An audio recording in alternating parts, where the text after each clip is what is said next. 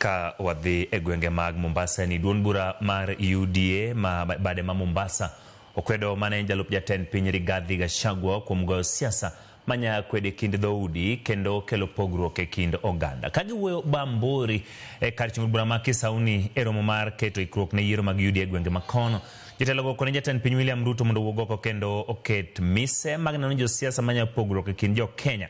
Okoyene gidhi nyime pacho ka.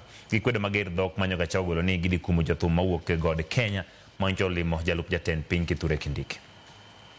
Aliyekuwa naibu wa rais, yeye amejaribu sana, anajaribu kudivide nchi. Sioni kama rais wetu akisimama vizuri kidete vile amesimama. Rais wetu William Samoei Ruto asimame kidete, asimame vizuri.